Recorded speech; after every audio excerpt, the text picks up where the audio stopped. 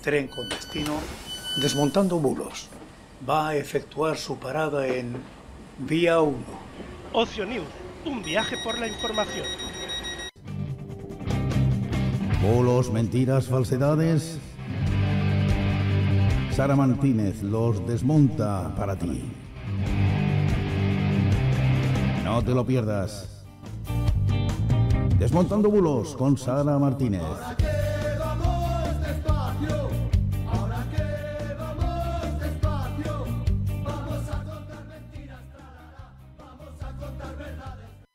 Muy buenas noches y bienvenidos al Desmontando Bulos. Hoy es jueves 9 de febrero de 2023. Son las 9 y un minuto, las 8 y un minuto en las Islas Canarias, y esto es Ocio News, donde nos podéis escuchar a través de Ocio News Radio y también vernos a través de Ocio News Televisión. En este programa donde todo es en directo, también en diferido podéis escucharnos a través de podcast y YouTube y Odise. En este programa donde pues intentamos facilitar un poquito la vida a todas aquellos a toda aquella audiencia, pues hablando un poquito de ciberdelincuencia, ciberseguridad, de datos, de desinformación. También hacemos un fast check a nuestros amados y queridísimos políticos, o no, y reflexiones. Todo esto acompañado de la experta en bulos y todo este tema, que es la que se curra realmente el programa, que es Sara, que esta noche nos vuelve a acompañar en el formato pues virtual que tenemos aquí en el programa. Muy buenas noches, Sara, adelante. Pues hola, muy buenas noches, Lorenzo, y muy buenas noches a todos los que compartimos aquí este tiempo para desmontar la desinformación, los bulos, todo eso que en definitiva pues nos rodea día a día y que vale la pena de vez en cuando pararnos y fijarnos en lo que a veces nos quieren colar, ¿no? Y si te parece bien, Lorenzo, pues como hoy tenemos que estar en una pequeña distancia sideral por motivos laborales, pues os voy a contar lo que he recogido para esta semana, para contaros, y que para eso tenemos también ahí a Lorenzo, que dará pues buen acopio de todo lo que hemos recogido, ¿no? Vamos a empezar como siempre con esos consejos y con esas denuncias sobre la ciberdelincuencia. En concreto, sobre esto mismo, Maldito Timo nos trae en esta ocasión un par de anotaciones interesantes. Uno de ellos, la típica estructura de un phishing. Un supuesto sorteo de Eroski con el que presuntamente pues puedes ganar un bono nada menos valorado en 1.000 euros. No está nada mal, ¿verdad? Es para leerlo, ¿verdad? Bueno, pues es un timo. Los timadores se hacen pasar por este supermercado para quedarse con tus datos y descargarte una aplicación. El timo comienza cuando el supuesto sorteo de Eroski se aloja en una URL que no es la oficial. En esta página te dicen que tendrás la oportunidad de ganar esos 1.000 euros tan solo rellenando un pequeño cuestionario en el que te preguntan pues cosas si conoces la cadena de supermercados, tu edad, la opinión sobre la marca, si eres hombre o mujer, y a continuación la web te dirá que selecciones una cajita, esas famosas ya cajitas, para tener esa oportunidad de ganar un regalo. A pesar de que te dan hasta 3 oportunidades, el premio anunciado siempre aparece en la segunda caja, como también han podido comprobar desde Maldito Timo, ¿no? Algo muy parecido, si os acordáis de diferentes sorteos, pero el más reciente que también hablamos aquí era de una batería de cocina, de otra red de supermercados como Alcampo. Para proseguir con el sorteo, además tienes que introducir un código CAPTCHA que aparece debajo, pero al final es un banner de publicidad que conduce a otro tipo de encuesta. El requisito, además, para acceder al premio es compartir con 5 grupos este sorteo o con 20 amigos por WhatsApp. Algo que ya sabéis es una táctica estupenda para seguir difundiendo el timo, ¿no? Y una vez que ya lo has compartido, la web te avisa de que debes registrar una aplicación que debe permanecer abierta durante 30 segundos después del registro. Después de hacer esto, la web además te indica que un administrador tiene que verificar que te has descargado la aplicación y que en 24 horas se completará la revisión. Pues nada, date un phishing en todas las condiciones y perfectito para que se queden nuestros datos y el daño futuro que pues desgraciadamente nos pueden promover, ¿no? Así que ojo con esos premios tan suculentos que desgraciadamente pues siempre nos traen algún disgusto, ¿no? Y también hay un mensaje donde nos dicen que nuevamente que su cuenta ha sido bloqueada por actividades sospechosas y que para eso complete el formulario para activarla. Días después, además de pasó eso, días después la supuesta entidad bancaria avisa en otro SMS de que se ha intentado realizar un cargo de 105 euros en la cuenta. Y te avisan, si no lo reconoce esta actividad, verifique inmediatamente. Todos estos SMS pues se mandan supuestamente desde Rural Vía, la banca móvil de Grupo Caja Rural, y son falsos. Se trata de un caso de smishing. Ya sabéis, un phishing que se realiza a través de SMS, que los timadores se hacen pasar por el banco para obtener nuestros datos. Si pinchamos sobre ambos enlaces que se incluyen en el mensaje, no se abren porque aparece que la web no está disponible. Sin embargo, la URL que aparece no son ni la oficial de Rural Vía, de acceso a particulares, ni la del Grupo Caja Rural. Eso sí, las webs son muy similares, pero claro, no son las mismas, ¿eh? Tanto es así que Rural Vía avisa en su web en estos días de que no se debe proporcionar datos bancarios a través de SMS, junto con otros consejos para evitar ser víctimas de phishing o ser atacados por un virus informático. También hay que tener cuidado con el nombre de remitente, porque a pesar de que aparezca la entidad real, pues ya sabéis, no lo es. Ya hemos contado alguna vez, gracias al trabajo que hacen desde INCIBE y desde, en este caso, Maldita.es, esos SMS spoofing, que es cuando el mensaje que llega a través del remitente oficial de la empresa a la que suplanta y te dan un alta a un alias idéntico al que usa la empresa, consiguiendo que se agrupen esos mensajes de la entidad verdadera y la fraudulenta. Con lo cual, ojo, especialmente ojo a esas vías de acceso, que siempre nos quedamos con lo visual, pero como alguna vez ya hemos hablado aquí, Lorenzo, ¿verdad? Pues si nos vamos a la cajetilla de la dirección, nos puede ser facilísimo identificar que nos lo quieren colar, ¿vale? Así que ahí están estas dos novedades en cuanto a la ciberdelincuencia que se está moviendo durante estos últimos 7 días. Y en cuanto a los consejos de ciberseguridad, hoy os traemos unos consejos de la OSI, de la Oficina de Seguridad del Internauta, donde nos explica muy bien algo muy importante, que es quiénes somos nosotros en la red, ¿no? Desde que Internet se ha instalado en nuestras vidas, somos lo que publicamos, lo que compartimos, con quién nos relacionamos e incluso lo que visitamos desde nuestros dispositivos. Y por tanto es importante saber qué identidad digital tenemos, y lo importante también que es construir esa identidad digital desde lo positivo. Pues ahí viene ese consejo con unos ejemplos muy claros que vamos a entender fácilmente. Os dejamos con ellos.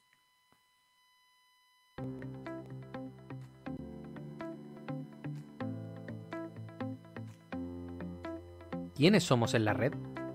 Desde que Internet se instaló en nuestras vidas, somos lo que publicamos, lo que compartimos, con quién nos relacionamos e incluso lo que visitamos desde nuestros dispositivos. Y todo este rastro que vamos dejando es lo que compone nuestra identidad digital. Lo entenderás mejor con un ejemplo a través de la hija de la familia cibernauta. Nuestra protagonista es muy activa en las redes sociales y desde hace años las utiliza para compartir y publicar todo lo que pasa por su mente, desde fotografías de sus viajes hasta noticias o comentarios. Con todas sus publicaciones ha ido creando una identidad digital en Internet sin que sea consciente de ello. Recientemente ha estado compartiendo varios mensajes sobre un festival que va a dar comienzo el próximo fin de semana. Lo tiene todo bajo control, salvo que el viernes tiene que ir a trabajar y no podrá acudir al festival con sus amigas. Sin embargo, se le ocurre una idea. Podría fingir que está enferma ese día para poder salir a primera hora y no perderse en nada del evento. Un plan que no puede fallar, ¿verdad? Al llegar el lunes a su oficina, su jefe la llamó al despacho. Parece que había visto todo lo que había hecho en sus redes, desde una fotografía del coche, donde etiquetaba a sus amigas el mismo viernes por la mañana, hasta varios comentarios donde ella y sus amigas se felicitaban por lo bien que lo habían pasado. Pero ahí no acababa la cosa. Indagando un poco más, su jefe encontró en sus redes varios mensajes donde se quejaba de sus condiciones laborales y criticaba de malas formas a algunos compañeros, así como a la dirección. Por suerte para nuestra protagonista, el asunto solo acabó con una advertencia y una mala experiencia, pero las consecuencias pudieron ser peores. Resumiendo, el conjunto de información sobre una persona expuesta en Internet y, por tanto, que le caracteriza y le diferencia de los demás es lo que se conoce como identidad digital. Por tanto, sé cuidadoso con todo aquello que compartes en tus redes sociales o en cualquier otro medio digital, ya que toda esa información dirá mucho sobre ti y tu persona. Por eso, te recomendamos que antes de publicar te pares a pensar y te hagas las siguientes preguntas. ¿Qué quiero que se sepa de mí? ¿Puede afectarme negativamente en el futuro? Si subo este contenido, ¿me perjudicará a mí o a otras personas? Asegúrate de construir una identidad digital positiva. ¿Tienes dudas? ¿Hay alguna experiencia que quieres compartir? Síguenos en nuestras redes, suscríbete y compártelo con el resto de los ciberusuarios. Pues seguimos con nuestro apartado de transparencia, de saber qué es lo que se cuece dentro de las administraciones, gracias al trabajo de los compañeros de Cibio. Y os traigo hoy algo que hombre, evidentemente forma parte ya de un hito en nuestra vida cotidiana, porque el BOE durante esta semana pues ha recogido un decreto que para todos nosotros debe ser histórico, porque se elimina la obligación de llevar mascarilla en el transporte. Así, a partir del martes 8 de febrero, ya sabéis que no es obligatorio llevar puesta en el interior de autobuses, trenes, metros, aviones y taxis esta prendita que nos ha acompañado durante tantísimo tiempo, ¿no? Eso sí, tampoco lo será en ópticas, en ortopedias y establecimientos de venta de audífonos, que hasta ahora sí que era obligatorio. También es verdad que a pesar de esta liberación en estos lugares públicos y de concurrencia, sí que va a seguir siendo obligatoria en centros sanitarios de cualquier tipo, en farmacias y en algunos casos en residencias de ancianos. Además de eliminar el punto que las hacía obligatorias en el transporte, el decreto modifica en cuanto a lo que es los establecimientos sanitarios, como os decía, que se incluían servicios y establecimientos sanitarios. Ahora se habla de centros y servicios sanitarios, sin los establecimientos, incluyendo en este último apartado solo a farmacias y lo que se llaman botiquines, ¿no? Así quedan fuera de la obligación el resto de establecimientos, como os decía, en cuanto a ópticas, ortopedias y establecimientos de audioprótesis.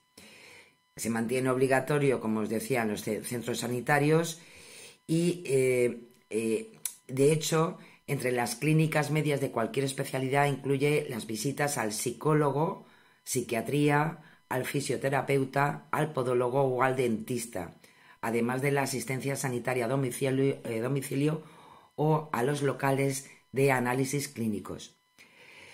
En cuanto a los centros sociosanitarios como las residencias de mayores, que también hay una pequeña excepción, sí que va a seguir siendo obligatoria como hasta ahora, pero con pequeños matices. Deberán llevarla puesta las personas trabajadoras que estén en contacto con los residentes o compartan espacios con ellos, y los visitantes, mientras estén en zonas compartidas, pero en ningún caso quienes viven allí. Es decir, los residentes pueden liberarse también, por fin, pues de esta mascarilla. Pero los trabajadores y visitantes sí que la deben seguir llevando para su contacto diario con los residentes. Así que bueno, un pasito más. De todas formas, no nos olvidemos que el virus sigue con nosotros y vale la pena, pues bueno, pues a lo mejor tener algunas pequeñas precauciones, especialmente pues cuando uno siente síntomas, aunque sea de una gripe, pues hombre, eso que nos salvamos también el resto, ¿eh? Así que sigamos teniendo cabeciña, ¿no? Y nos vamos a los datos que como todas las semanas nos trae Europa Press, y en este caso, como estamos ahí imbuidos en esta temática de la nueva ley sí, del solo sí es sí, pues viene a colación una encuesta del CIS, porque el CIS, además de hablar de intención de voto, habla de muchas más cosas que tienen que ver con nuestro ámbito sociológico. Pues nos viene una encuesta muy interesante sobre la violencia de género y sobre las agresiones sexuales que se pueden sufrir por parte de las mujeres durante este último año, ¿no? Este último año completado, 2022. En concreto, las encuestas del CIS, que han sido publicadas en enero de 2023, pues nos arroja unos datos bastante duros, como por ejemplo que el 21,7% de mujeres adultas en España reconoce haber sufrido una agresión sexual, es decir, unos 3,5 millones de personas, mujeres, que han podido en alguna vez en su vida pues haber sufrido ella misma o su entorno este tipo de violencia, ¿no? Ese es un dato muy interesante, como podéis ver la evolución que se produce según la gráfica. Y luego también Lorenzo nos va a ofrecer algo muy interesante, cuáles son las razones por las que las mujeres que han sufrido algún tipo de agresión sexual no denuncian a su agresor.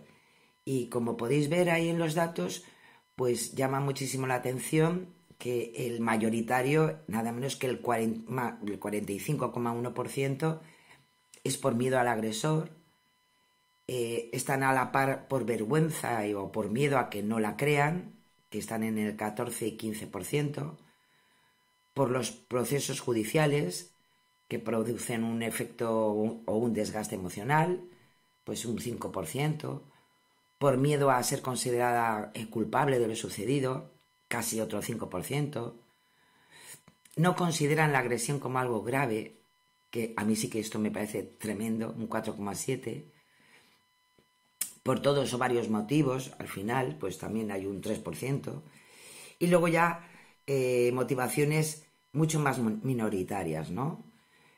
Porque el proceso judicial cuesta mucho dinero, por la falta de protección y confianza en las autoridades, por dependencia emocional, por miedo en general, por miedo al despido, un 0,3%.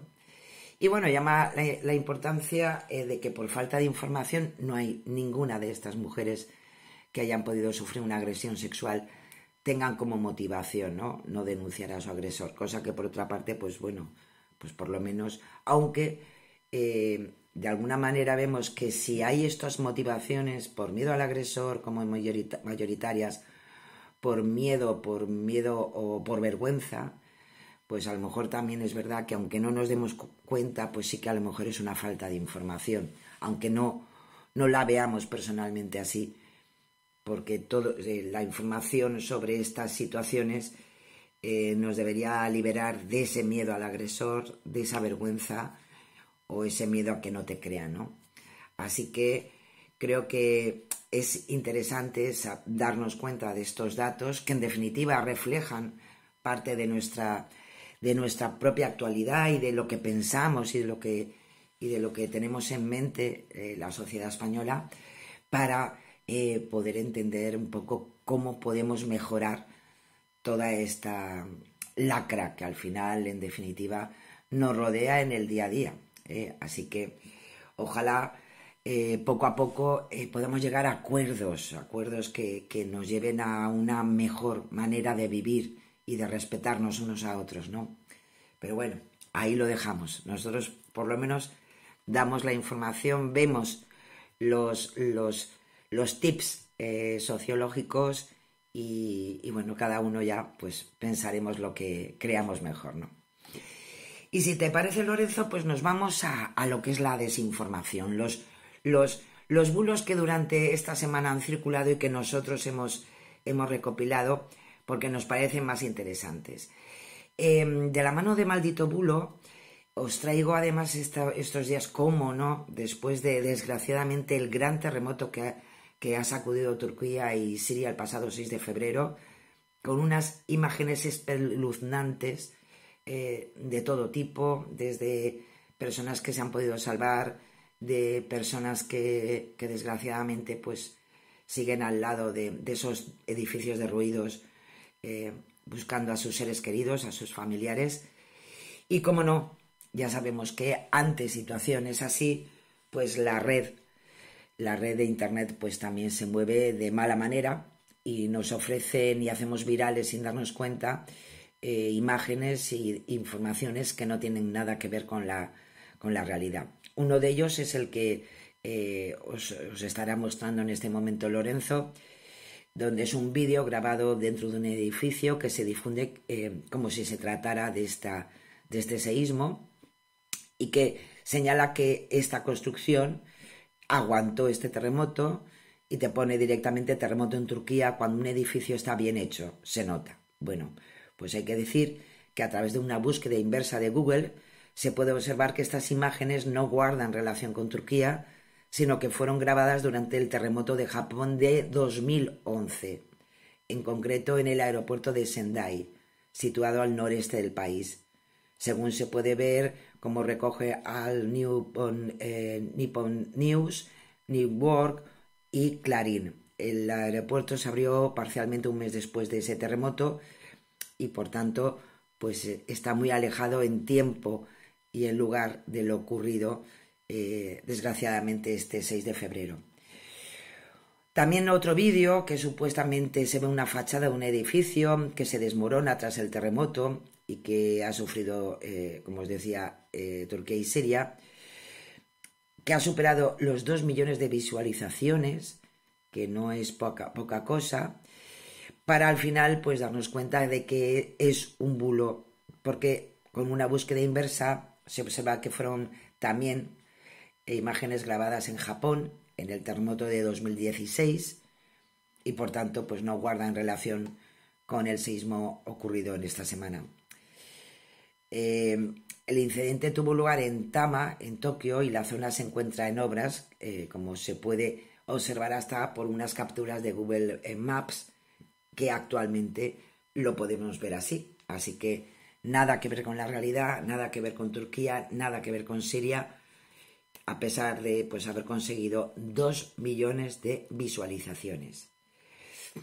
Y a veces simplemente con mensajes como más imágenes del terremoto de Turquía, pues se cuelan otro, en este caso otro vídeo de un derrumbamiento de un edificio, afirmando que se ha grabado tras los terremotos registrados. ¿Qué es lo que ocurre? Que a través de una búsqueda inversa de este vídeo en Google podemos ver que las imágenes llevan circulando desde antes del 6 de febrero, es decir, antes de que ocurrieran estos terremotos, y en concreto una de esas publicaciones que podemos encontrar en esa búsqueda inversa se comparte desde el 16 de enero y se difunde en TikTok con un mensaje en árabe y claro, ¿qué ocurre? Que si nos vamos a ese mensaje en árabe, lo que dice es Jeddah Road Olclio 3, ¿no? Es decir, es una dirección, es una calle situada en Arabia Saudí. En un vídeo de YouTube publicado el 12 de abril del año pasado se ve esa calle. Hay varios elementos que coinciden con el vídeo del derrumbamiento, como el propio edificio o la palmera que se ve detrás. Y claro, pues bueno, es un derrumbamiento normal, o sea, que no tiene nada que ver con ningún terremoto, y lo más importante, está grabado en Arabia Saudí. Así que no nos creamos todo lo que... Además, es fácil colarnos estas cosas porque ante situaciones graves y tremendas como lo que ha ocurrido, pues todos somos voraces de información, de imágenes, de lo que está pasando, y a veces viralizamos cosas que no tienen nada que ver. Siempre, ya desde el tema desgraciadamente, de la guerra en Ucrania, sabéis que os hemos hablado muchas veces de los corresponsales, de reporteros que están en las redes sociales y que nos actualizan in situ sobre estas situaciones, ¿no? Y que vale la pena ir al trabajo que realizan y no dejarnos llevar por buleros que lo único que intentan es pues promover tráfico, y evidentemente pues bueno, lo malo de todo esto es que lo hacen pues trayéndonos mentiras y manipulaciones. Así que ahí os dejo mi consejo, ¿vale? Y si te parece, Lorenzo, nos vamos hasta otro de nuestros verificadores de cabecera, en este caso con F Verifica, y os traigo no tanto un bulo, una desinformación, sino una nota importantísima para todos los que os interese todo este tema, porque la Comisión Europea pues ha recogido un informe piloto publicado esta misma semana sobre el modus operandi de Rusia en el ámbito de la desinformación, una doctrina militar que Rusia ha desarrollado y potenciado en estos últimos 10 años y que al final tiene protagonismo, pues desgraciadamente, al calor de la guerra en Ucrania. La Comisión ha diseccionado el método que emplea Rusia y ha añadido a su glosario un nuevo término. Es importante porque lo vamos a escuchar muchas veces. Es el FIMI, es un acrónimo en inglés para el concepto de manipulación e interferencia de información extranjera, y que describe un patrón de comportamiento, en su mayoría no ilegal, que amenaza o tiene el potencial de impactar negativamente valores, procedimientos y procesos políticos. Es algo que ya se ha hablado muchas veces. Recordar que la propia Comisión Europea ha prohibido y ha difundido, mejor dicho, la difusión de contenidos en el espectro comunitario a 9 plataformas de comunicación rusa, porque consideran que Moscú las utiliza como herramientas de manipulación, y a las que en 2022 el Kremlin financió con 1.300 millones de dólares, como Sputnik o como RT. Pero bueno, a pesar de todo esto, pues se ha hecho este estudio del Servicio de Acción Exterior de la Unión Europea. Hay que decir que además este servicio está dirigido por Josep Borrell, y destaca que las actividades FIMI que os comentaba tienen carácter manipulador, y se ejecutan de manera intencional y coordinada por agentes estatales o no estatales. Es donde en tal caso ahí entrarían esos supuestos medios de comunicación aparentemente legítimos, ¿no? Los canales diplomáticos rusos son cada vez una parte más integral de la estrategia, y añaden que los procedimientos se van sofisticando a través de esa coreografía que se intenta siempre en la manipulación, entre cuentas en redes sociales como Twitter, Facebook, y cada vez, como también hemos comentado alguna vez, ese Telegram, que actúa de manera coordinada en distintos idiomas y crea esa cocina, ¿no?, de la desinformación. También comenta que otro elemento habitual es la suplantación de la personalidad, bien con un perfil fraudulento, como en el caso del misil caído en Polonia, o bien emulando publicaciones legítimas desde las que se ataca a Ucrania o a sus políticos, como la francesa Charlie Hebdo, o la alemana Titanic, o también como ha ocurrido con la española, la revista Los Jueves. El informe que extrae sus conclusiones de 100 casos analizados entre octubre y noviembre de 2022 por una unidad que lleva desde 2015 indagando el fenómeno de la desinformación, indica que 83 de los casos estudiados eran rusos, 12 chinos y 5 que participaron ambas potencias. Así que el informe es público, nos lo podemos descargar, lo podemos ver todos esos casos que se han analizado, de qué manera se han analizado y las repercusiones que han tenido esa desinformación, incluyendo además una parte sobre la actuación de China, que copia y utiliza esa desinformación que tiene factura rusa para criticar o desprestigiar a la OTAN o al bloque occidental actual, ¿no? Así que vale la pena, es muy interesante. En ese informe nos dan muchos datos, en algunas ocasiones algunos datos que nos dan a lo mejor no son tan claros, pero sí que podemos ver evidentemente la estrategia que se puede utilizar desde la desinformación, como digo yo, en un alto standing, y de ahí muchas veces no es el caso que nos ocupa, pero igual que podríamos estar hablando de muchas lo que se llama esas teorías conspiranoicas que también se producen en otros lugares del mundo, pero para estar en contra de unas, pues también tenemos que estar en contra de las otras. Lo dicho, lo tenéis en F Verifica y tenéis un enlace con toda la información, con todos los resultados, y si nos gusta indagar en todo esto, pues vale la pena. Así que hablaremos de esta cuestión en más ocasiones, estoy convencida. Y si te parece, pues nos vamos ya también a Verifica, Radio Televisión Española, donde nos trae una desinformación sobre un vídeo que les llegó a ellos a su chatbot, que es interesantísimo. A mí me ha dejado alucinada, porque te dice, es un señor que afirma que al presentar un ticket de un pedido de comida rápida a domicilio realizado hace 48 horas, puede impedir que la policía te desaloje de una vivienda habitada que has ocupado de manera ilegal. Nada menos, Imaginaros una pizza, Bueno, la presentación del recibo de un pedido de comida rápida, de entrada, vamos a decir que es falso, que te pueda impedir que las fuerzas de seguridad te desalojen cuando incurres en la ocupación de un inmueble habitado. Es algo que lo confirman al verificador de Radio Televisión Española los abogados de la Asociación Profesional de la Magistratura y la Asociación de Juezas y Jueces por la Democracia. En el vídeo de TikTok que asegura este señor,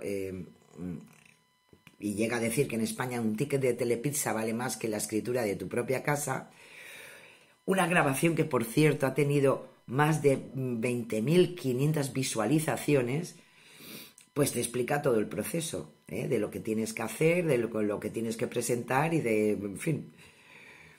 Bueno, pues desgraciadamente, también es verdad que a partir de TikTok luego se ha viralizado también en mensajería de Twitter, ¿no? Pero bueno, lo dicho, es imposible, no es verdad, es una falsedad. Ante todo, hay que recordar que ocupar una vivienda habitada, es decir, una morada, yo creo que, ¿te acuerdas, Lorenzo, que estuvimos hablando de este tema porque nos llegó información sobre la asociación de personas afectadas por este tipo de acciones fraudulentas, ¿no? Hay que diferenciarlo bien. Una vivienda habitada, aunque está morada, supone un delito de allanamiento de morada, que se recoge en el artículo 202 del Código Penal y castigado con una pena de prisión de 6 meses a 2. Ante una denuncia por este delito se produce el desalojo inmediato y la detención de los ocupantes por parte de las fuerzas y cuerpos de seguridad del Estado, independientemente si se muestra o no un ticket o si te has comido o no la pizza. Tanto da. el abogado experto en desahucios, Alejandro Toledo, explica a Verifica Radio y Televisión Española que ante esta actividad delictiva, por supuesto que las autoridades intervendrán, detendrían a las personas y serían puestas a disposición judicial. Ante una denuncia, si la policía tiene dudas sobre si se está produciendo el delito de allanamiento de morada, existen mecanismos que también pueden facilitar un desalojo inmediato. En este caso, Jesús Bosch, de Jueces y Jueces por la Democracia, afirma que si las autoridades tienen dudas sobre si existe una posesión previa de dicho inmueble, se puede pedir una autorización a un juez de guardia.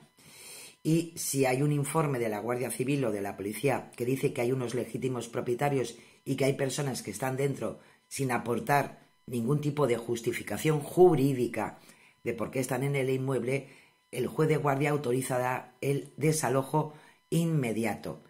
Así que, lo dicho, que no nos tomen por tontos con temas tan delicados como este, como es la ocupación de una vivienda que estamos habitando, que hay un protocolo de actuaciones de las fuerzas y cuerpos de seguridad del Estado ante la ocupación ilegal de viviendas que se puso en marcha en 2020 y que la verdad que se puede consultar en la página de la Secretaría de Estado de Seguridad, y que no nos cuenten estas cosas que lo único que promueven es alarmar a una sociedad que bastante ya nos alarmamos por otras cosas. Bueno, pues que no sea... Pueden haber casos puntuales muy condicionados, no tanto por la ocupación de una vivienda habitada, sino una segunda vivienda que está cerrada. Bueno, pues a lo mejor en alguna ocasión pues se puede producir algunos problemas, pero que no es ni lo normal y menos con este tipo de justificantes, ¿no? De que, bueno, te comes una pizza, la has pedido desde el patio y a continuación entras en la casa y ya te quedas allí. Bueno, pues no es verdad, ¿vale? Y desde Verifica Radio y Televisión Española pasamos también, no tanto a un bulo, sino a un enlace que me ha parecido interesantísimo, más que nada por la apuesta que en este caso hace Verifica Radio y Televisión Española, algo que a mí me parece imprescindible, como es la alfabetización mediática y digital, y ya lleva tiempo poniendo en marcha y a disposición de todo el mundo el empleo de herramientas de investigación de libre acceso para que cualquiera de nosotros podamos investigar por nuestra cuenta y repetir los pasos que nos permiten verificar imágenes, vídeos y datos. Así es como nació Caja de Herramientas, y así es como además se han puesto en marcha durante esta semana una caja de herramientas avanzada con la que se puede avanzar en el campo de esta investigación de dominios web con recursos como Spy1 Web o el rastreo dentro de portales en busca de documentos como FileFish. Es una página impresionante donde encontramos más de 250 herramientas en 26 categorías, todo muy bien etiquetado y en definitiva con el objetivo, como os decía, de ofrecer una base para indagar en la red de redes, ¿no? Hay una caja básica, luego está esta caja de herramientas avanzada y la verdad que es súper interesante. Y podemos ver, hacer seguimiento en redes, geolocalizaciones. Acordaros cuando hablábamos, cuando empezó desgraciadamente el conflicto en Ucrania con Rusia, pues las geolocalizaciones que son tan importantes desde mapas satélites, como el Sovereign Earth o el Sentinel Hub. Y luego también pues tenemos formas de ver ese seguimiento en redes y lo que se mueve, las tendencias que se mueven en Internet con Google Trends o Trends 24, ¿no? La verdad que es interesante y además divertido, porque la verdad que puedes hacer un montón de cosas y repetir procesos y bueno, en definitiva, si teníamos alguna duda de si alguna vez nos encontramos con algo y tenemos, pues no sabemos muy bien si va bien o mal esas imágenes o son un bulo, pues la verdad que cada vez nos lo ponen más fácil. Y además lo interesante de esto es que si empiezas a utilizar estas herramientas, al final te vas a acostumbrar, ¿no? a seguir utilizándolas ante ciertas cosas que llegan a nuestras búsquedas, a lo que nos llega por redes sociales.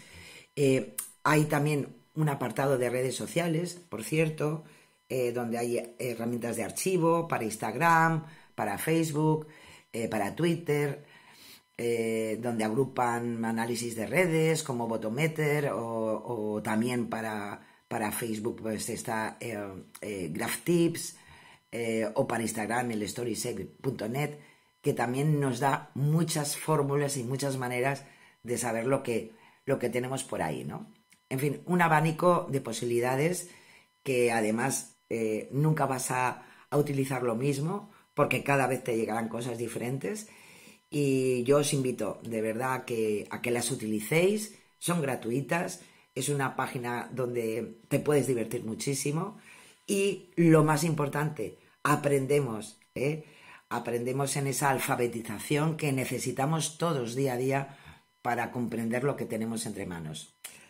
Así que ahí os dejo esa propuesta. Y luego nos vamos a la sanidad nuevamente. ¿Por qué? Pues bueno, y nos la trae también Verifica Radio Televisión Española. Se ha hecho viral un mensajazo ahí estupendo. Escándalo médico, cómo las farmacias ganan millones de euros cada año matando a hombres con problemas relacionados a la potencia. Dice ese titular de una web que imita la apariencia de la página de la cadena de televisión Antena 3, y lo que les sirve para todo eso es para afirmar que Prostatricum es un producto único en su tipo que realmente ayuda a restaurar la potencia de forma natural incluso después de los 60 años. El mismo producto aparece publicado en varias páginas web y de Facebook con el mismo reclamo. Deshazte de la prostatitis en un tratamiento. Prostatricum elimina la causa de la prostatitis. Bueno, hay que decir que la verificación realizada por Radio Televisión Española evidentemente nos da el resultado de que es falso que Prostatricum cure ni la prostatitis ni la impotencia. En este caso, desde los servicios farmacéuticos del Consejo General de Colegios Farmacéuticos, pues han asegurado que no es un medicamento, sino un complemento alimenticio. Recuerdan que ningún complemento alimenticio previene, trata o cura una enfermedad y que hay que desconfiar de aquellos que se presentan con propiedades milagrosas. Sabéis, lo hemos hecho alguna vez, os lo hemos enseñado, que la Agencia Española de Medicamentos y Productos Sanitarios tiene un catálogo desplegable donde podemos buscar esos medicamentos que nos prometen tantas cosas buenas, y si no lo encontramos, evidentemente es un producto farmacéutico o no farmacéutico, en este caso, pues bueno, de complemento sanitario, ¿no? Y por tanto, las cualidades que tiene, o simplemente si no sales porque está prohibido, ojo. Entonces, ante situaciones que, por cierto, no es por nada, pero se están moviendo muchísimo en redes sociales, 40.000 productos, que además, como entres una vez a ver lo que te dicen, a continuación en esa red social te bombardean a un montón de productos más, pues que sepamos que es tan fácil como irte al buscador de la Agencia Española de Seguridad Alimentaria y Nutrición, la ESAN, y poder ver por tus propios ojos qué tipo de medicamento, entre comillas, nos quieren vender.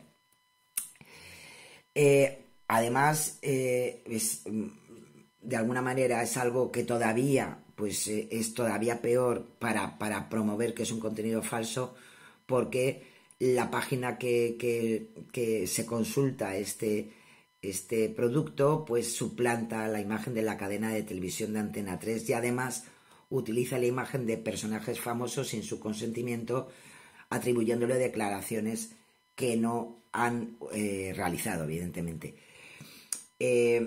Además, en este caso Verifica Radio Televisión Española se ha dado cuenta que además de esta marca Prostatricum, bueno, pues también se ha promovido anteriormente otros productos de falsas curas, pero con otro nombre, Urotrim, por ejemplo, y otro que se llama Prostratrix Ultra, o sea, otro falso remedio, pero eso sí, con distinto nombre comercial. Pero bueno, que al final el origen todo viene desde la misma web. Así que ojo con estas cosas que tienen que ver con nuestra salud, y cuando hay problemas de salud, pues uno va a quien te puede curar. Lo demás, pues sí, puede ser un complemento alimenticio, pero nada más, Y nos vamos hasta Neutral. Neutral esta semana nos trae una verificación sobre una acusación que se ha hecho en redes sociales sobre en este caso sobre el presidente del gobierno, sobre Pedro Sánchez, que sabéis que esta semana pasada pues participó en una reunión de alto nivel entre España y Marruecos y que fue recibido por el primer ministro marroquí, Assia Hanayouch. Coincidiendo con ese encuentro que mantuvieron ambos mandatarios, se hizo viral en redes sociales muchísimas cosas sobre ese viaje, unas positivas, otras negativas, pero llamó la atención este contenido donde se puede ver una foto de los dos mandatarios y se ve además en el decorado, ¿no?, de esa sala una figura supuestamente de Tariq bin Ziyad, un bereber que parece ser que inició la conquista de Hispania en el siglo VIII. El contenido que dice, pues que hoy en el recibimiento a Sánchez de Marruecos han decidido sacar de nuevo la figura de Tariq bin Ziyad, que fue un general que dirigió la conquista musulmana de la península ibérica, figura que solo hemos visto que sacan en su recibimiento a autoridades españolas. En fin. Bueno, pues hay que decir que sí, en la imagen que se acompaña se ve a Pedro Sánchez sentado con su homólogo marroquí y tras ellos, pues encima de una mesita, se ve la escultura ecuestre que relaciona con este conquistador bereber. Sin embargo, hay que decir que es falso que Marruecos solo exhiba esa figura cuando recibe autoridades españolas. Fuentes diplomáticas marroquíes han confirmado, en este caso Neutral, que la escultura forma parte del mobiliario de una sala del aeropuerto de Rabat destinada a recepciones de altos dignatarios. Tanto es así que Neutral ha podido comprobar que efectivamente esa imagen, o sea, esa esculturita, pues está allí siempre, porque en imágenes de otras recepciones con otros primeros ministros, como el primer ministro ruso, Dimitri Medvedev, o el ex primer ministro de Túnez, o el ex primer ministro de Malí, o el primer ministro de Mauritania, Mohamed Ould Bilal. Bueno, pues en todos ellos está la misma foto con la parte de atrás que se ve un mueble bajo con esa figura ecuestre. Así que, pues no es verdad lo que se ha hecho viral. No la sacan a pasear cuando va algún representante español, ¿vale? Y luego también nos traen, como no, las vacunas van a seguir ahí, ¿no? Y los bulos sobre las vacunas de la COVID, pues bueno, pues está circulando en redes sociales. Sabéis que tenemos también ya muy pronto los premios de Hollywood, ¿no? Y pues bueno, ya que vamos entrando en cosas nuevas, pues bueno, pues desde finales de enero se ha hecho viral mensajes que afirman que los actores de Hollywood han convocado una huelga general hasta que la última persona sea pinchada con la vacuna contra la COVID. Las publicaciones de Facebook, en Twitter y artículos de sitios web que comparten la supuesta noticia de esta huelga extraen frases y capturas de pantalla de algo que ya el portal New Punch, conocido en Estados Unidos por difundir información, ya publicó en su momento. Y entonces, pues lo único que hacen es viralizar ese contenido de News Punch que desgraciadamente pues ya es conocido, como nos pasa aquí en España también con algunos portales que normalmente lo que hacen es difundir desinformación. El contenido además trae una composición fotográfica con actores como Jennifer Aniston o Sean Penn, con ese cartel de Hollywood, con pancartas que dicen on strike, en huelga, y hay un supuesto tuit en inglés de la academia, de la propia academia, que dice que apoyamos la huelga de Hollywood hasta que todos no estén vacunados. Bueno, pues hay que decir que todo esto ya ha sido además verificado por el verificador estadounidense Late Stories, que también es súper interesante. Si queréis buscarlo en red, tiene su página Late Stories, y porque más que nada porque encuentras un montón de desinformaciones en Estados Unidos, y la verdad que es muy interesante porque al final las estructuras de los bulos son siempre iguales, estés donde estés, ¿no? Y bueno, y ellos mismos han desmentido todo esto, ¿no? Es verdad que es un bulo recurrente en su formato, porque se ha hablado ya otras veces de esas supuestas huelgas de Hollywood. Ya lo hicieron en 2017 con la llegada de Donald Trump a la presidencia de Estados Unidos, y compartieron mensajes que afirmaban que los actores de Hollywood convocarían una huelga general si no renunciaba a su cargo, que evidentemente pues también fue mentira, ¿no? No iban a convocar ni estaba convocada ninguna huelga para ese asunto, ¿no? Hay que decir que además sí que es cierto, no es por nada, pero la estructura del texto es muy parecida en aquel momento, en 2017, con la huelga que quieren decirnos y convencernos de que se van a poner en marcha, ¿no?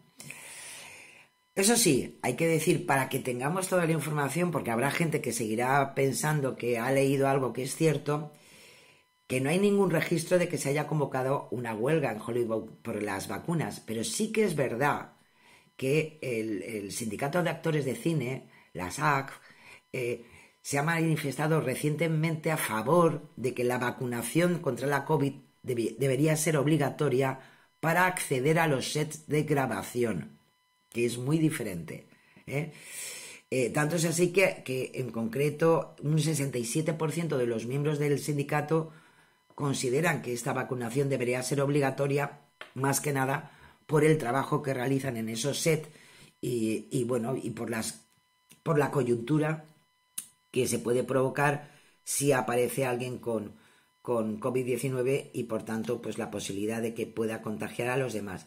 Pero eso es una propuesta, una posibilidad de que pudiera ser obligatoria para este tipo de trabajo, pero en ningún caso se ha promovido ninguna huelga de los actores ni nada por el estilo. Así que si os dicen que lo han visto, pues esa huelga, que sepan que es mentira, y lo que sí es una reivindicación por parte del Sindicato de Actores de Cine, pero no recientemente, ya se ha producido anteriormente, y es una demanda que siguen ahí pues luchando por ella, pero como una medida a realizar en los sets de grabación.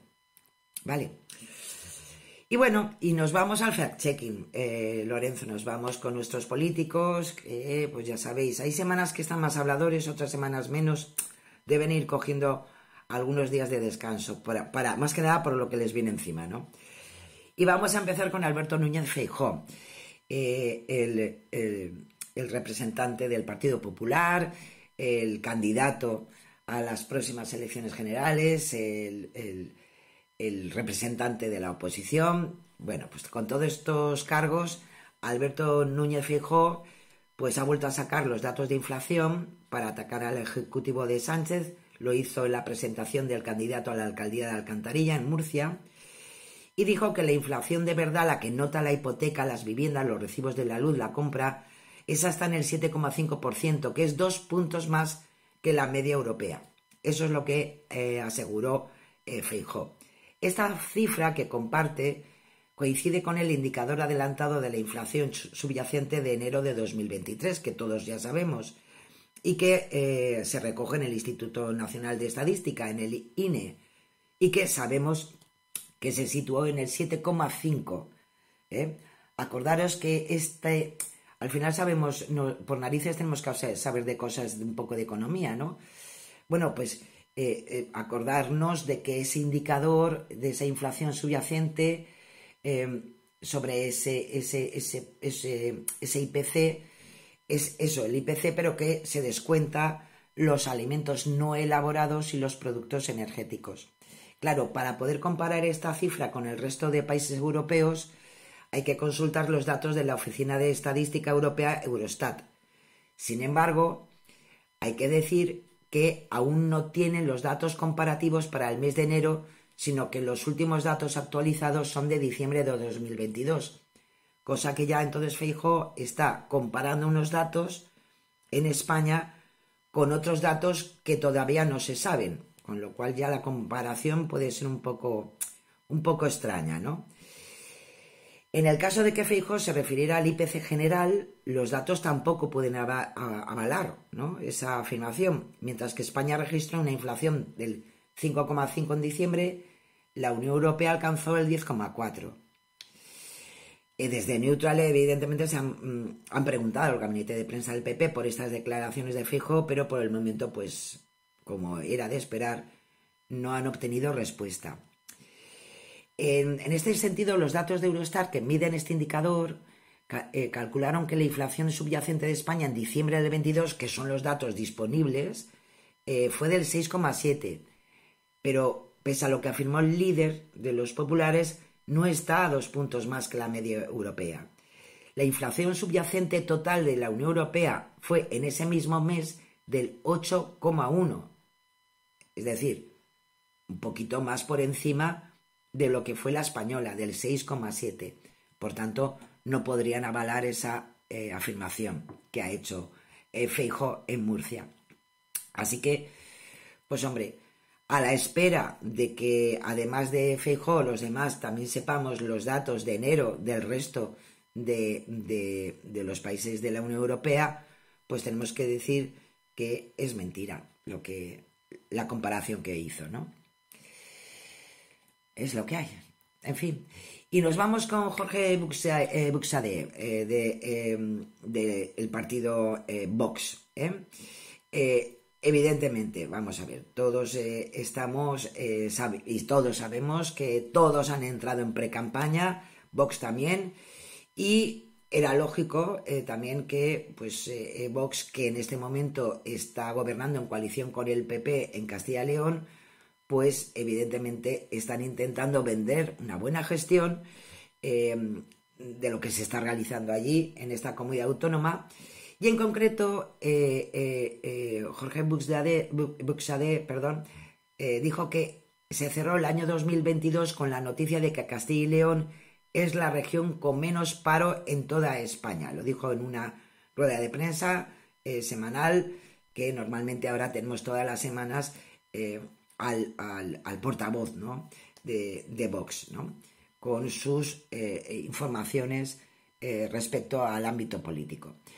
Bueno, pues hay que decir que según los datos de la EPA, la encuesta de población activa, elaborada por el Instituto Nacional de Estadística, en el último trimestre de 2022, los últimos datos disponibles, tenemos la tasa de paro en la comunidad autónoma de 8,83.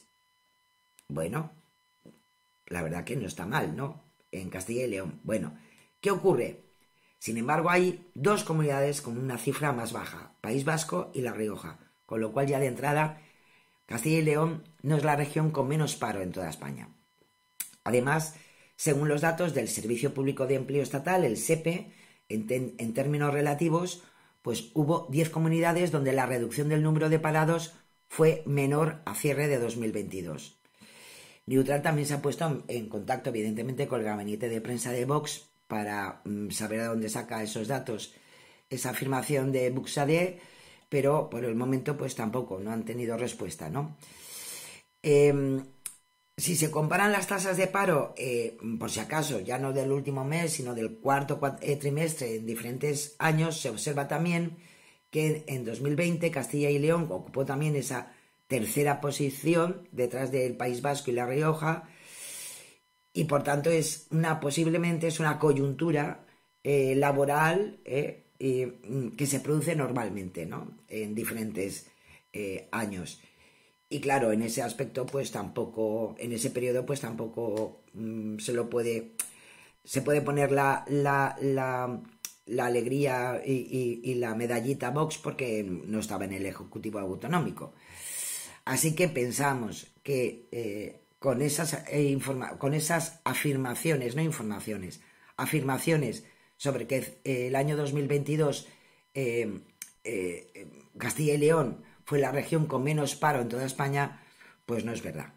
No se acerca a los datos reales del paro a nivel y además más comparando con el resto de comunidades autónomas. Y también nos vamos con Pedro Sánchez, que también está muy parlanchín, es normal, o sea, yo creo ya tiene en mente, además de diferentes situaciones, pues también tiene en mente la salida de las elecciones generales, que no están convocadas, pero lo estarán, y por tanto pues ya está en modo campaña electoral y tiene que dar evidentemente explicaciones de su gestión en el ámbito público, ¿no? Bueno, el presidente del gobierno compareció en el Senado y dijo que los datos de Eurostat indican que España es uno de los países de la Unión Europea con menor recaudación fiscal y con menor gasto público. Y también dijo que seguimos recaudando por debajo de la Unión Europea y también recaudamos menos que lo que recauda la media de la eurozona. ¿Nos imaginamos que esto es alguna respuesta al líder de la oposición precisamente por la presión fiscal y las cuentas del Ejecutivo, ¿no? Bueno, pues hay que decir que en 2021 España estuvo por debajo de la media de la Unión Europea y de la eurozona en recaudación, según Eurostat. Sin embargo, no fue de los países con menores cifras que registró. Ese año 15 y 18 países anotaron un porcentaje menor de recaudación fiscal y gasto público. Además, si nos fijamos en los datos más actualizados, que son los del tercer trimestre de 2022, se puede ver que España está por encima de otros 19 y 15 países en recaudación y gasto público respectivamente. En este caso sí estamos por encima de la media de los 27 en recaudación y justo en la media de la eurozona. Neutral se puso en contacto con el gabinete de prensa del presidente del gobierno para saber qué fuente utiliza para asegurar esto, pero tampoco han tenido suerte Neutral y no ha habido ninguna respuesta por el momento. Hay que decir que la recaudación fiscal en relación al PIB fue del 46% en España en el tercer trimestre, ocupando así el octavo puesto en la lista de gobiernos de la Unión Europea que más ingresos generan por esta vía. Este dato nos ubica casi un punto porcentual por encima de la media de los 27, que se situó en el 45,1, y por tanto significa que hay 19 países que recaudan menos en relación a su PIB. Y si nos fijamos en los datos anuales, pero claro, no del 22, sino del 21, España sí está por debajo de esa media europea en recaudación, que fue del 41,5, y de la media de la eurozona, que es del 42. Algo que ahí sí que coincidiría con lo que dijo Pedro Sánchez. Por su parte, el porcentaje de gasto público en relación al PIB fue del 43,4%, y por tanto España se situó por debajo de la media de la Unión Europea, que fue del 47,9%, aunque no fue de los países que registró una cifra más baja. Hasta 15 países tuvieron un gasto público menor en relación con la riqueza que generaron. En fin, vamos a ver. De alguna manera sí que coincide lo que dijo Pedro Sánchez respecto a 2021, respecto al tercer trimestre del 2022 ya no coincide tanto, y además es esta manía siempre de que se habla en términos demasiado absolutos. Esta comunidad es la más, este país es el más, o esta situación es la que menos, porque normalmente en los puntos intermedios es donde está la realidad. Con lo cual, por esta ocasión solamente le vamos a poner que ha sido un poquito engañoso. Ha utilizado datos que sí que son ciertos, pero digamos que lo ha floreado demasiado. Así que la próxima vez no hace falta que lo floree tanto, pero que, en fin, que nos ha querido un poquito, sí que nos ha querido engañar, ¿vale? Y nos vamos dentro de fact-checking a dos cuestiones que vale la pena porque además se han hecho muy virales, han pasado, en algún caso, han pasado hasta casi a noticia en los medios de comunicación y que de alguna manera es hacer un fact-checking de lo que dicen de nuestros políticos. Ya lo hemos hecho alguna vez. En concreto traigo uno, que es el primero sobre Isabel Díaz Ayuso, que la quisieron poner de tonta y se hizo circular en redes sociales una supuesta publicación de la presidenta de la Comunidad de Madrid donde se habría lamentado del reciente fallecimiento de Juan Velarde y ponían uno de los ejemplos de los levantamientos posteriores al 2 de mayo de Madrid en la Guerra de la Independencia de 1808. Bueno, vamos a ver. Si fuera verdad sería tremendo, porque en definitiva lo que querían con esta publicación, que se la ponían como autora a Isabel Díaz Ayuso, de alguna manera pues querían explicar que habría confundido la identidad del economista Juan Velarde con la de Pedro Velarde, militar que participó en la Guerra de la Independencia, pero que evidentemente no es así. Ha sido una suplantación de la identidad de Díaz Ayuso, no se confundió. Sí que hay un tuit donde Isabel Díaz Ayuso, pues sí, efectivamente, da las condolencias por el fallecimiento del economista Juan Velarde, que tuvo lugar el 3 de febrero, y que en verdad es su tuit original. Y lo malo es que el contenido que se ha viralizado, con más de 110.000 visualizaciones, ha sido el que han suplantado con esa captura falsa de ese tuit de Isabel Díaz Ayuso.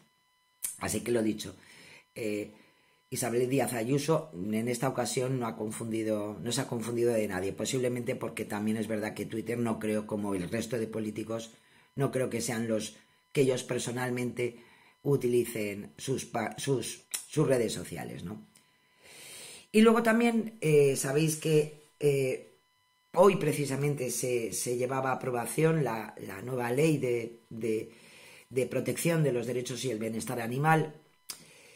Y entre los problemas que tienen de llegar a acuerdos entre el PSOE y Podemos, pues ahí hay una batalla por la inclusión de los perros de caza, realas y animales auxiliares de caza.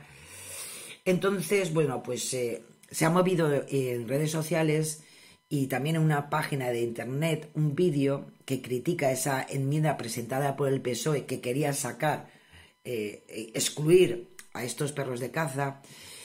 Y que evidentemente no está de acuerdo con el origen y por tanto la labor que está realizando el Ministerio de Bienestar con esta nueva ley de protección, ¿no?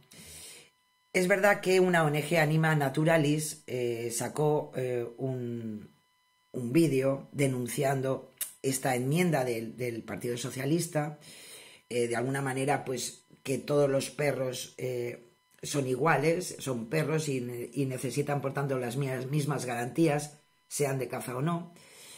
Y es verdad que ese vídeo pues un poco se hacía la comparativa del presidente del gobierno Pedro Sánchez con el líder de Vox, de Santiago Abascal.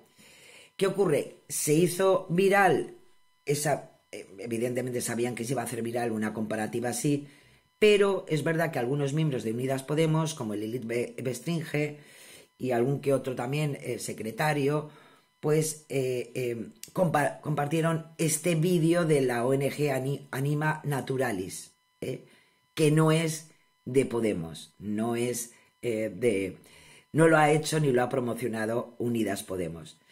Es verdad que en este caso, pues tanto Lilith Bestringe, que fue la primera que lo retuiteó, pues lo borró posteriormente, y también algún que otro, creo que también Sergio García Torres, que es director general de Derechos Animales en Podemos, también compartió esta imagen, pero también la borró posteriormente por esto de que está bien apoyar ciertas cuestiones, pero a lo mejor no por la forma, más que nada por ser un partido que también conforma al gobierno de España, ¿no? Aún así, de todas formas, la propia ONG Anima Naturalis y la asociación Ademal, que son los patrocinadores de esta publicación, Mismos Perros, Misma Ley, pues sí que han tenido que salir públicamente a decir que evidentemente ese vídeo es suyo y que no pertenece a la formación política, y que hay que decir que es una publicación pues que recoge también declaraciones de figuras como el actor Fernando Tejero o el periodista Iñaki López, como otros periodistas también que no están de acuerdo con este cambio o ese posible cambio en la ley de bienestar animal, ¿no? En esa exclusión a esos perros de caza, y especialmente los galgos, que sabéis que ha sido motivo de muchas denuncias en estos últimos años. Así que, en fin, lo dicho, Anima Naturalis es la que hizo el vídeo y Podemos no tiene nada que ver con ese vídeo. Por tanto, cada cosa lo suyo. Que luego haya miembros de Unidas Podemos que lo han compartido, bueno, pues es lo que hay, ¿no? Pero, lo dicho, no es un vídeo donde se haya atacado por parte de Unidas Podemos al presidente del gobierno. Así que ahí queda. Y bueno, y nos vamos ya en la última parte, porque nos vamos ya, Lorenzo, nos vamos a esos vídeos, a esos cortos que nos traen de vez en cuando pues algún que otro mensaje para reflexionar. Y en esta ocasión es un cortometraje de la factura de CGI, de Albina Arévalo Zamora, Alwin Durez y Quentin Garaud. Es de la escuela ESMA. Ya los hemos traído muchas veces ya cortos de esta estupenda galería, que sabéis que podéis encontrar en YouTube. Y nos habla de Arthur, un empleado subalterno en una empresa autoritaria que siempre ha estado en conflicto con su sombra. Nos recuerda a lo mejor a Peter Pan. Pero ocurre algo que no os lo voy a desvelar, evidentemente, que a lo mejor es lo más importante, daros cuenta cómo va cambiando nuestro pobre Arthur, y a lo mejor es lo que vale la pena que muchas veces, si nos dejamos llevar de vez en cuando con nuestro otro yo, pues a lo mejor también nos llevaría a mundos desconocidos, pero posiblemente más felices. Pues con esa reflexión os dejo hasta la semana que viene, que si no pasa nada estaremos en vivo y en directo, Lorenzo, con ganas de comentar todo lo que ocurre a nuestro alrededor y, cómo no, y seguir pues alfabetizando nuestro conocimiento en redes sociales, en el ámbito digital, y lo más importante, que sigamos siendo lo más felices posible. Así que, si os quiere muchísimo, feliz semana a todos y besiños, besiños, besiños. Si os quiere, chao. Muchas gracias, Sara. Perdonad que no haya hablado hoy mucho, pero tengo el cuello un poquito así. En este directo, a la vez que lo hemos hecho en diferente espacio y tiempo. Eso lo entiende Sara, no os preocupéis. Vamos al vídeo que nos ha prometido Sara, que es más importante que hablar de cosas técnicas.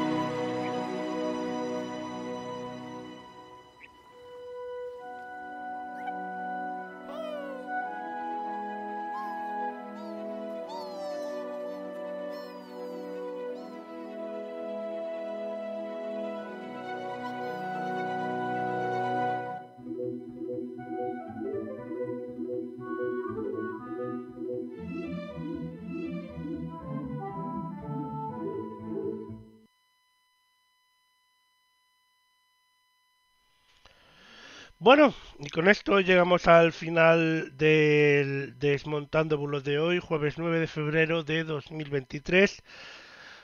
Nosotros nos vamos, volvemos el próximo jueves con un nuevo Desmontando Bulos. Muchas gracias a todos por haber estado ahí en directo, o también a aquellos que nos veáis en diferido, o nos veáis o nos escuchéis. Gracias a todos. Ahora en unos minutos José Francisco Díaz Salado hará su operación por aquí por Ocio News para pues estar un ratito en su cueva antes de su programa de radio. Buenas noches.